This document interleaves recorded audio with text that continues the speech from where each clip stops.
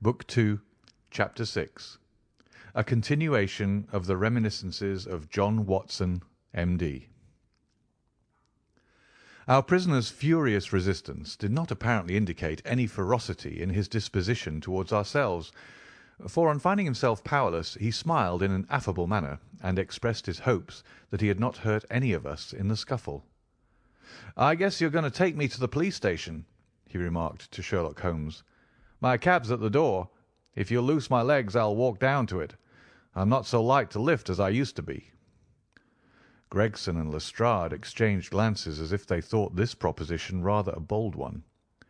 But Holmes at once took the prisoner at his word, and loosened the towel which we had bound round his ankles. He rose and stretched his legs, as though to assure himself that they were free once more. I remember that I thought to myself as I eyed him that I had seldom seen a more powerfully built man, and his dark, sunburned face bore an expression of determination and energy which was as formidable as his personal strength. "If there's a vacant place for a chief of the police, I reckon you're the man for it," he said, gazing with undisguised admiration at my fellow lodger. "The way you kept on my trail was a caution." "You had better come with me," said Holmes to the two detectives. "I can drive you," said Lestrade. "Good. And Gregson can come inside with me. You too, Doctor. You have taken an interest in the case, and may as well stick to us." I assented gladly, and we all descended together. Our prisoner made no attempt at escape, but stepped calmly into the cab which had been his, and we followed him. Lestrade mounted the box, whipped up the horse, and brought us in a very short time to our destination. We were ushered into a small chamber, where a police inspector noted down our prisoner's name and the names of the men with whose murder he had been charged. The official was a white-faced, unemotional man, who went through his duties in a dull, mechanical way. "The prisoner will be put before the magistrates in the course of the week," he said. "In the meantime, Mr. Jefferson Hope, have you anything that you wish to say? I must warn you that your words will be taken down and may be used against you." "I've got a good deal to say," our prisoner said slowly. "I want to tell you gentlemen all about it." "Hadn't you better reserve that for your trial?" asked the inspector. "I may never be tried," he answered. "You needn't look startled. It isn't suicide I'm thinking of. Are you a doctor?" He turned his fierce, dark eyes upon me as he asked this last question. "Yes, I am," I answered. "Then put your hand here," he said with a smile, motioning with his manacled wrist towards his chest. I did so, and became at once conscious of an extraordinary throbbing and commotion which was going on inside. The walls of his chest seemed to thrill and quiver as a frail building would do inside when some powerful engine was at work. In the silence of the room I could hear a dull humming and buzzing noise which proceeded from the same source. "Why," I cried, "you have an aortic aneurysm." "That's what they call it," he said placidly. "I went to a doctor last week about it, and he told me that it is bound to burst before many days passed. It's been getting worse for years. I got it from overexposure and underfeeding among the Salt Lake Mountains. I've done my work now, and I don't care how soon I go, but I should like to leave some account of the business behind me. I don't want to be remembered as a common cutthroat." The inspector and the two detectives had a hurried discussion as to the advisability of allowing him to tell his story. "Do you consider, Doctor, that there is immediate danger?" the former asked. "Most certainly there is," I answered. "In that case it is clearly our duty, in the interest of justice, to take his statement," said the inspector. "You are at liberty, sir, to give your account, which I again warn you will be taken down." "I'll sit down, with your leave," the prisoner said, suiting the action to the word. "This aneurism of mine makes me easily tired, and the tussle we had half an hour ago has not mended matters. I'm on the brink of the grave, and I'm not likely to lie to you. Every word I say is the absolute truth, and how you use it is a matter of no consequence to me." With these words, Jefferson Hope leaned back in his chair and began the following remarkable statement. He spoke in a calm and methodical manner, as though the events which he narrated were commonplace enough. I can vouch for the accuracy of the subjoined accounts, for I have had access to Lestrade's notebook, in which the prisoner's words were taken down exactly as they were uttered. "It don't much matter to you why I hated these men," he said. "It's enough that they were guilty of the death of two human beings, a father and a daughter, and that they had, therefore, forfeited their lives. After the lapse of time that has passed since their crime, it was impossible for me to secure a conviction against them in any court. I knew of their guilt, though, and I determined that I should be judge, jury, and executioner, all rolled into one. You'd have done the same, if you have any manhood in you, if you had been in my place. That girl that I spoke of was to have married me 20 years ago. She was forced into marrying that same Drebber, and broke her heart over it.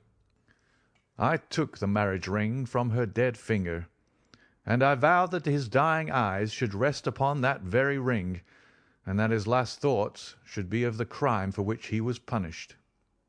I have carried it about with me, and have followed him and his accomplice over 2 continents until I caught them. They thought to tie me out, but they could not do it. If I die tomorrow, as is likely enough, I die knowing that my work in this world is done, and well done. They have perished, and by my hand. There is nothing left for me to hope for or to desire. They were rich, and I was poor, so that it was no easy matter for me to follow them. When I got to London, my pocket was about empty, and I found that I must turn my hand to something for my living. Driving and riding are as natural to me as walking, so I applied at a cab owner's office and soon got employment. I was to bring a certain sum a week to the owner, and whatever was over that I might keep for myself. There was seldom much over, but I managed to scrape along somehow. The hardest job was to learn my way about, for I reckon that of all the mazes that ever were contrived, this city is the most confusing. I had a map beside me, though, and when once I had spotted the principal hotels and stations, I got on pretty well. It was some time before I found out where my 2 gentlemen were living, but I inquired and inquired, until at last I dropped across them. They were at a boarding-house at Camberwell, over on the other side of the river. When once I found out, I knew that I had them at my mercy. I had grown my beard, and there was no chance of their recognizing me. I would dog them and follow them until I saw my opportunity. I was determined that they should not escape me again. They were very near doing it, for all that. Go where they would about London, I was always at their heels. Sometimes I followed them on my cab, and sometimes on foot, but the former was the best, for then they could not get away from me. It was only early in the morning or late at night that I could earn anything, so that I began to get behindhand with my employer. I did not mind that, however, as long as I could lay my hand upon the men I wanted. They were cunning, though. They must have thought that there was some chance of their being followed, for they would never go out alone, and never after nightfall. During 2 weeks I drove behind them every day, and never once saw them separate. Drebber himself was drunk half the time, but Stangerson was not to be caught napping. I watched them late and early, but never saw the ghost of a chance. But I was not discouraged, for something told me that the hour had almost come. My only fear was that this thing in my chest might burst a little too soon and leave my work undone. At last, one evening, I was driving up and down Torquay Terrace, as the street was called in which they boarded, when I saw a cab drive up to their door. Presently some luggage was brought out, and after a time Drebber and Stangerson followed it and drove off. I whipped up my horse and kept within sight of them, feeling very ill at ease, for I feared that they were going to be shifting their quarters. At Euston Station they got out, and I left a boy to hold my horse and followed them onto the platform. I heard them ask for the Liverpool train, and the guard answered that that one had just gone and there would not be another for some hours. Stangerson seemed to be put out at that, but Drebber was rather pleased than otherwise. I got so close to them in the bustle that I could hear every word that passed between them. Drebber said that he had a little business of his own to do, and that if the other would wait for him, he would soon rejoin him. His companion remonstrated with him, and reminded him that they had resolved to stick together. Drebber answered that the matter was a delicate one, and that he must go alone. I couldn't catch what Stangerson said to that, but the other burst out swearing and reminded him that he was nothing more than his paid servant, and that he must not presume to dictate to him. On that the secretary gave it up as a bad job, and simply bargained with him that if he missed the last train he should rejoin him at Halliday's private hotel, to which Drebber answered that he would be back on the platform before 11, and made his way out of the station. The moment for which I had waited so long had at last come. I had my enemies within my power. Together they could protect each other, but singly they were at my mercy. I did not act, however, with undue precipitation. My plans were already formed. There is no satisfaction in vengeance unless the offender has time to realize who it is that strikes him and why retribution has come upon him. I had my plans arranged by which I should have the opportunity of making the man who had wronged me understand that his old sin had found him out. It chanced that some days before a gentleman who had been engaged in looking over some houses in the Brixton Road had dropped the key of one of them in my carriage. It was claimed that same evening, and returned, but in the interval I had taken a moulding of it, and had a duplicate constructed. By means of this I had access to at least one spot in this great city where I could rely upon being free from interruption. How to get Drebber to that house was the difficult problem which I now had to solve. He walked down the road and went into one or two liquor shops, staying for nearly half an hour in the last of them. When he came out he staggered in his walk, and was evidently pretty well on. There was a hansom just in front of me, and he hailed it. I followed it so close that the nose of my horse was within a yard of his driver the whole way. We rattled across Waterloo Bridge and through miles of streets until, to my astonishment, we found ourselves back in the terrace in which he had boarded. I could not imagine what his intention was in returning there, but I went on and pulled up my cab 100 yards or so from the house. He entered it, and his hansom drove away. "Give me a glass of water, if you please. My mouth gets dry with the talking." I handed him the glass, and he drank it down. "That's better," he said. "Well, I waited for a quarter of an hour or more, when suddenly there came a noise like people struggling inside the house. Next moment the door was flung open, and two men appeared, one of whom was Drebber, and the other was a young chap whom I had never seen before. This fellow had Drebber by the collar, and when they came to the head of the steps he gave him a shove and a kick which sent him half across the road. "You hound!" he cried, shaking his stick at him. "I'll teach you to insult an honest girl." He was so hot that I think he should have thrashed Drebber with his cudgel, only that the cur staggered away down the road as fast as his legs could carry him. He ran as far as the corner, and then, seeing my cab, he hailed me and jumped in. "Drive me to Halliday's private hotel," said he. When I had him fairly inside my cab, my heart jumped so with joy that I feared lest at this last moment my aneurism might go wrong. I drove along slowly, weighing in my own mind what it was best to do. I might take him right out into the country, and there in some deserted lane have my last interview with him. I had almost decided upon this when he solved the problem for me. The craze for drink had seized him again, and he ordered me to pull up outside a gin palace. He went in, leaving word that I should wait for him.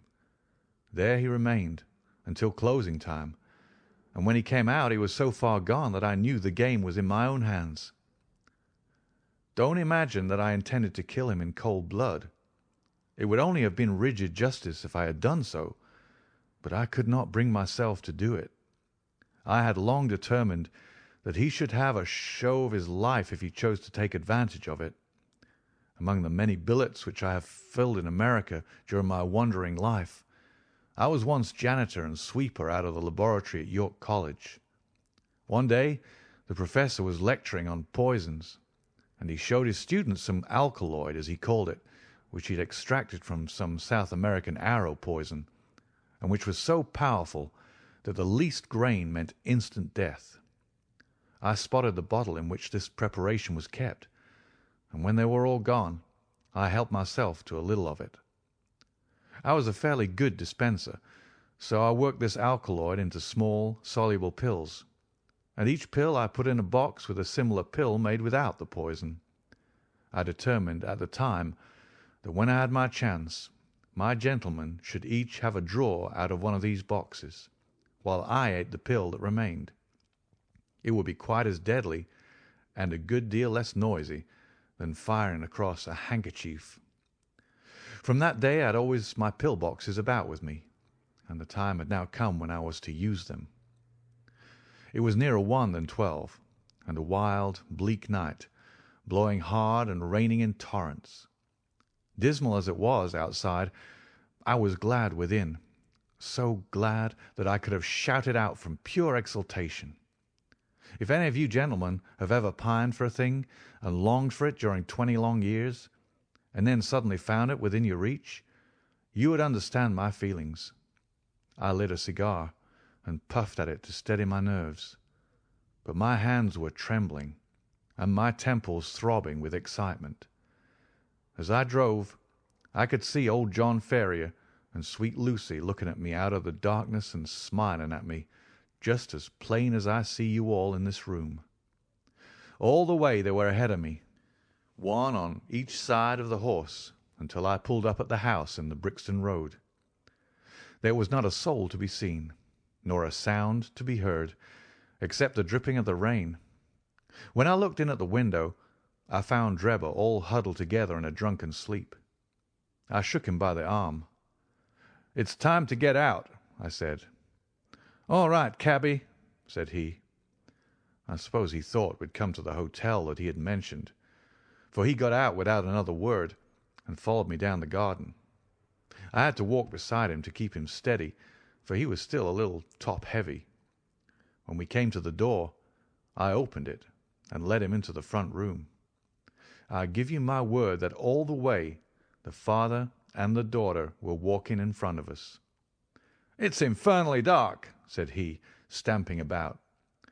"We'll soon have a light," I said, striking a match and putting it to a wax candle which I brought with me. "Now, Enoch Drebber," I continued, turning to him and holding the light to my own face, "who am I?" He gazed at me with bleared, drunken eyes for a moment, and then I saw a horror springing up in them and convulse his whole features, which showed me that he knew me. He staggered back with a livid face, and I saw the perspiration break out upon his brow, while his teeth chattered in his head. At the sight, I leaned my back against the door and laughed loud and long. I had always known that vengeance would be sweet, but I had never hoped for the contentment of soul which now possessed me. "You dog," I said, "I have hunted you from Salt Lake City to St. Petersburg, and you have always escaped me. Now at last your wanderings have come to an end, for either you or I shall never see tomorrow's sunrise." He shrunk still further away as I spoke, and I could see on his face that he thought I was mad. So I was for the time. The pulses in my temples beat like sledgehammers, and I believe I would have had a fit of some sort if the blood had not gushed from my nose and relieved me. "What do you think of Lucy Ferrier now?" I cried, locking the door and shaking the key in his face. "Punishment has been slow in coming, but it has overtaken you at last." I saw his coward lips tremble as I spoke. He would have begged for his life, but he knew well that it was useless. "Would you murder me?"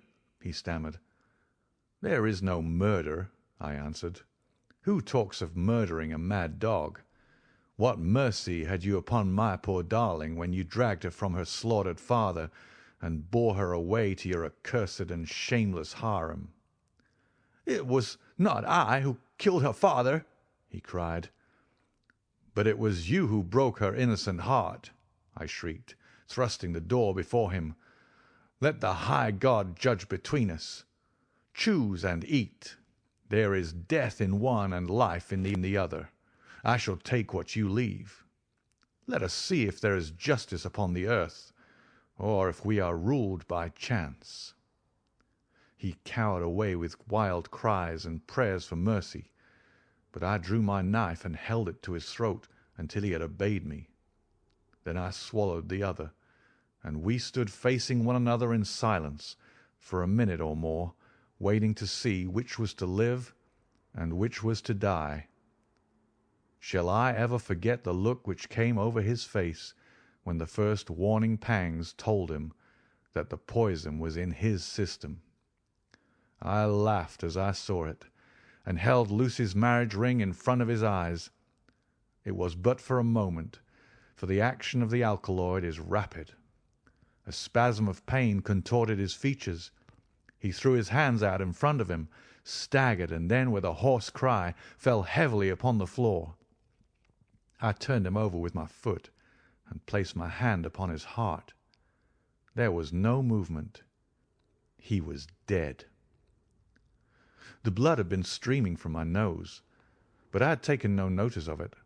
I don't know what it was that put it into my head to write upon the wall with it. Perhaps it was some mischievous idea of setting the police upon a wrong track, for I felt light-hearted and cheerful. I remembered a German being found in New York with Rache written up above him, and it was argued at the time in the newspapers that the secret societies must have done it. I guessed that what puzzled the New Yorkers would puzzle the Londoners. So I dipped my finger in my own blood and printed it on a convenient place on the wall. Then I walked down to my cab and found that there was nobody about, and that the night was still very wild. I had driven some distance when I put my hand into the pocket in which I usually kept Lucy's ring, and found that it was not there.